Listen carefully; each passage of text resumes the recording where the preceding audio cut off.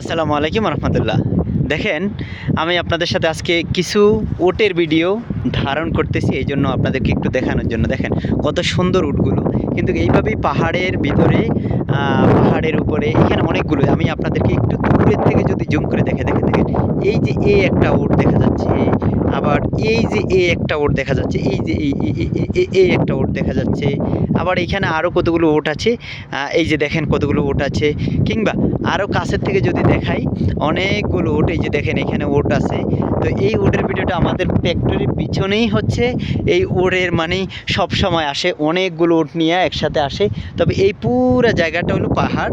এই পাহাড়ের অনেক সময় পাহাড়ে উঠে যায়, পাহাড়ের সাইডে এটা একটা ওয়াদি খাল, মানে আমাদের দেশে খালকান্দা বলে না, খালের মতো বা কিংবা চরের মতো, এইটাকে ওয়াদি বলা হয় সৌদি আরবে।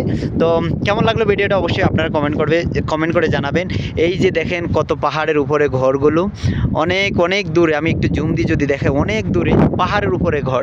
আবার এখানে আসকারি আছে। আসকারি মানে হচ্ছে এই যে দেখেন লোক একজন কোথায় দাঁড়িয়ে দাঁড়িয়ে, এই যে একজন লোক একদম পাহাড়ের উপরে।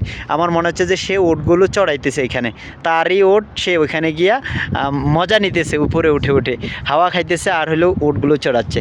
তো ভিডিওটা আপনাদের কাছে আমি একটু ছোট্ট আকারে ধারণ করলাম। তো আপনারা অবশ্যই কমেন্ট করে জানাবেন কেমন লাগলো আপনাদের কাছে ভিডিওটা। ভালো লাগলে অবশ্যই টাইমলাইনে শেয়ার করে রেখে দিবেন, আর অবশ্যই শেয়ার করতে বলবেন না। কমেন্ট বক্সটা আপনাদের জন্যই, আপনারা যদি না করেন তাইলে কে করবে। দেখেন কত সুন্দর উটগুলো। হ্যাঁ, এই উটে খাচ্ছে হইলো এই যে পাহাড়ের কাটা মাটা পাতা টাতা অনেক কিছু, এগুলাই খাচ্ছে।